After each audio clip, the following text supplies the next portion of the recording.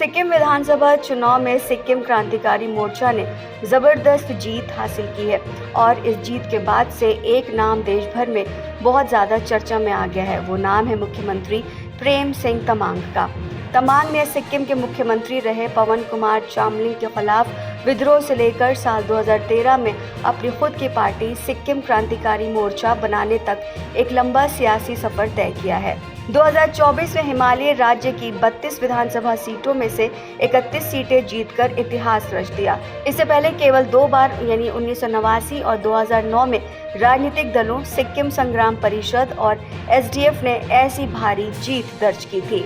56 वर्षीय तमांग को योग्य संगठनकर्ता, प्रशासक और तेज तर्रार राजनीतिज्ञ माना जाता है। उन्होंने अपने व्यक्तिगत करिश्मे के साथ ही विकास और कल्याणकारी उपायों के बल पर अपनी पार्टी की सीटों और मत प्रतिशत में जबरदस्त इजाफा किया है। भ्रष्टाचार के एक मामले में 2017 में दोषी ठहराए जाने पर 1 साल तक जेल में बंद रहने के बाद जेल से बाहर आए तमांग ने अपनी पार्टी को नया स्वरूप दिया। इसके 2 साल बाद ही उनकी पार्टी ने चामलिंग को सत्ता से हटा दिया और 2019 में 17 सीटों पर जीत हासिल की। एसडीएफ ने हालांकि 15 सीटें जीती थी, लेकिन पार्टी के 2 विधायकों ने 2-2 सीटों पर जीत हासिल की और उन्हें 1-1 सीट छोड़नी पड़ी थी, जिससे विधानसभा में पार्टी की संख्या प्रभावी रूप से 13 ही रह गई थी। चामलिंग को अपने विधायकों के बड़े पैमाने पर पार्टी छोड़ने का भी सामना करना पड़ा, क्योंकि 10 विधायक भाजपा में शामिल हो गए, वहीं 2 विधायक एसकेएम में शामिल हो गए, जिससे वो विधानसभा में अपनी पार्टी के एकमात्र प्रतिनिधि रह गए।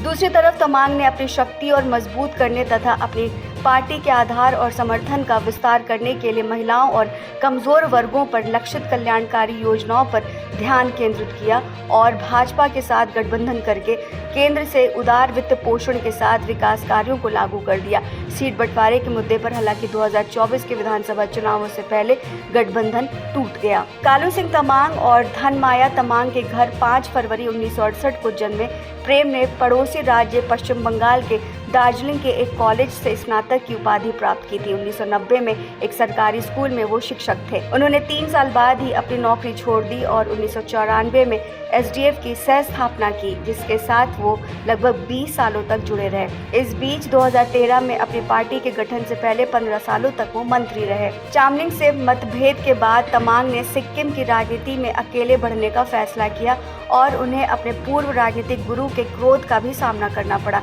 इसके बाद उन पर भ्रष्टाचार के मामले दर्ज हुए, जिसमें उन्हें 1 साल की सजा हुई। केंद्र सरकार ने उन्हें 2019 का चुनाव जीतने के बाद उन पर सार्वजनिक पद ग्रहण करने का प्रतिबंध हटा दिया। एसकेएम प्रमुख ने हालांकि मतदाताओं के समक्ष अपनी इच्छा भी व्यक्त की। वो मुख्यमंत्री के रूप में 2 कार्यकाल पूरा करने के बाद सार्वजनिक जीवन में नहीं रहेंगे और पार्टी की बागडोर अगली पीढ़ी के नेताओं को सौंप देंगे।